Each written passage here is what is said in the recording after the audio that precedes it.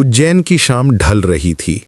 राजमहल के ऊंचे स्तंभों पर सुनहरी रोशनी बिखर रही थी, लेकिन दरबार में एक अजीब सा सन्नाटा था। महाराज विक्रमादित्य अपने सिंहासन पर बैठे थे। उनकी आंखों में चिंता की लकीरें साफ दिख रही थीं। आज तीसरा दिन था जब से राजकुमारी मृणालिनी बेहोश पड़ी थी। राज्य के सर्वश्रेष्ठ वैद्यों ने हार मान ली थी। तभी दरबार के मुख्य द्वार पर धूल उड़ती दिखी। एक घुड़सवार तेजी से आ रहा था। वो सीधे सिंहासन के सामने आकर रुका और घोड़े से उतरकर झुका। विक्रम ने पहचाना कि ये कल रात ही भेजा गया दूत था।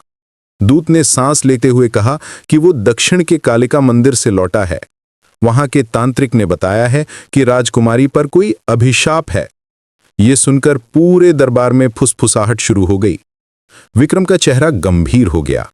वे बोले कि यदि ये सच है तो इसका समाधान भी होगा। उन्होंने तुरंत अपने मंत्री से कहा कि सभी पुराने ग्रंथों को खंगाला जाए, साथ ही राज्य के हर कोने से जानकार लोगों को बुलावा भेजा जाए। रात के समय महल में अजीब घटनाएं होने लगीं। पहले रसोई में बर्तन अपने आप गिरने लगे, फिर राजकुमारी के कमरे से अजीब सी आवाजें आने लगीं।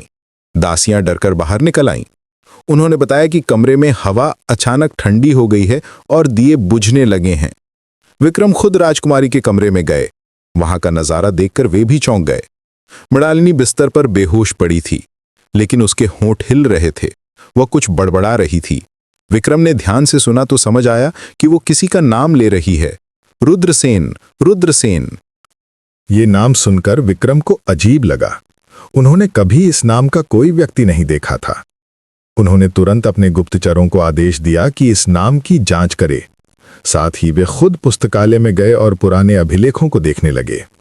सुबह होते होते गुप्तचर दौड़ता हुआ आया। उसके चेहरे पर डर साफ दिखाई दे रहा था।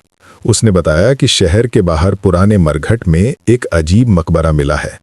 उस पर राजकुमार रुद्रसेन लिखा है। सबसे अजीब बात यह है कि ये मकबरा एकदम नया लगता है, जबकि शिलालेख के अनुसार ये 50 साल पुराना है। विक्रम ने फौरन अपने सबसे भरोसेमंद सैनिकों को साथ लेकर उस मरघट की तरफ प्रस्थान किया। दिन का समय था, लेकिन वहां अजीब सा अंधेरा छाया हुआ था। हवा में एक अजीब सी गंध थी जो मृत्यु और सड़ांध की याद दिलाती थी। मकबरा वाकई अजीब था। काले पत्थर से बना हुआ, लेकिन उस पर कोई धूल नहीं थी। शिलालेख पर लिखा था कि यहां शयन कर रहा है राजकुमार रुद्रसेन, जिसकी प्रेम कहानी अधूरी रह गई। नीचे छोटे अक्षरों में लिखा था कि जो उसे भुलाएगा वो मृत्यु को पाएगा। विक्रम ने अपने सैनिकों से कहा कि वे सावधान रहें। उन्होंने मकबरे के चारों तरफ चक्कर लगाया। पीछे की तरफ एक छोटा सा द्वार था। वो अजीब तरीके से खुला हुआ था, जैसे कोई अंदर से निकला हो। अंदर जाने पर विक्रम को एक सुरंग दिखी। वो काफी गहरी थी और उसमें से ठंडी हवा आ रही थी। सुरंग के मुंह पर पुराने सिक्के बिखरे हुए थे। विक्रम ने एक सिक्का उठाया तो देखा कि उस पर मृणालिनी की तस्वीर है। ये बात उन्हें बहुत अजीब लगी, क्योंकि यह सिक्का कम से कम 50 साल पुराना लगता था। वापस महल पहुंचने पर उन्हें पता चला कि राजकुमारी की हालत और भी खराब हो गई है। अब वो लगातार रुद्रसेन का नाम ले रही थी और कभी-कभी रो भी रही थी। दासियों ने बताया कि वो ऐसे बात कर रही है जैसे कोई उसके सामने खड़ा हो। विक्रम ने महल के सबसे पुराने सेवक को बुलवाया। वो 70 साल का था और उसके पिता भी यहीं काम करते थे। उससे पूछने पर पता चला कि 50 साल पहले यहां एक राजकुमार रुद्रसेन था। वो पड़ोसी राज्य से आया था और राजकुमारी से प्रेम करता था। बूढ़े सेवक ने आगे बताया कि रुद्रसेन एक दिन अचानक गायब हो गया था। उसके बाद अजीब घटनाएं होने लगी थीं। तब के राजा ने तांत्रिकों को बुलवाया था। उन्होंने कहा था कि रुद्रसेन की आत्मा भटक रही है और वो राजकुमारी को अपने साथ ले जाना चाहती है। ये सुनकर विक्रम समझ गए कि मामला बहुत पेचीदा है। उन्होंने तुरंत उस पुराने तांत्रिक की तलाश शुरू करवाई जो 50 साल पहले महल आया था, लेकिन पता चला कि वो कब का मर चुका है।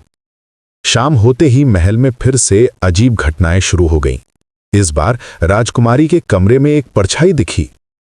दासियों ने कहा कि वो एक नौजवान की परछाई थी जो राजकुमारी के बिस्तर के पास खड़ी थी। विक्रम ने खुद जाकर देखा तो वाकई कमरे में कुछ अजीब था। तापमान एकदम ठंडा था और हवा में एक अजीब सी महक थी। राजकुमारी अचानक आंखें खोलकर बोली कि रुद्रसेन उसे बुला रहा है। वो कह रहा है कि अगर वो नहीं आई तो वो हमेशा के लिए उसे अपने साथ ले जाएगा। विक्रम ने राजकुमारी को समझाने की कोशिश की, लेकिन वो बेहोश हो गई। इस बार उसकी सांसें और भी धीमी हो गई थी। लगता था जैसे उसकी जिंदगी धीरे धीरे खत्म हो रही है। रात के समय विक्रम अपने कक्ष में बैठे सोच रहे थे। उन्हें लगा कि ये केवल अंधविश्वास नहीं है, कुछ तो रहस्य है जिसे सुलझाना होगा। वे अपने मंत्री से बोले कि कल सुबह वे फिर से उस मकबरे पर जाएंगे। इस बार वे सुरंग में भी उतरेंगे। अचानक महल की घंटी बजी। एक सैनिक दौड़ता हुआ आया और बताया कि राजकुमारी गायब हो गई है। उसका बिस्तर खाली है और कमरे की खिड़की खुली है। सबसे अजीब बात यह है कि खिड़की से जमीन तक कोई निशान नहीं है, जैसे वो हवा में उड़ गई हो। विक्रम तुरंत उस कमरे में पहुंचे। वहां बिस्तर पर एक छोटा सा पत्ता पड़ा था। ये वैसा ही था जैसे उस मकबरे के पास उगे पेड़ों पर होता है। इससे साफ था कि राजकुमारी को वहीं ले जाया गया है। विक्रम ने फौरन अपने सैनिकों को तैयार होने का आदेश दिया। वे सभी मशाल लेकर उस मरघट की तरफ निकले। रास्ते में विक्रम को लगा कि आज की रात कुछ खास होने वाली है। हवा में अजीब सी बेचैनी थी और पक्षी भी अजीब आवाजें निकाल रहे थे। मरघट पहुंचने पर उन्होंने देखा कि मकबरे के अंदर से हल्की सी रोशनी आ रही है। पास जाने पर आवाजें भी सुनाई दी। एक आवाज राजकुमारी की थी और दूसरी किसी पुरुष की। विक्रम ने सैनिकों को इशारा करके चुप रहने को कहा। वे धीरे धीरे मकबरे के पास गए।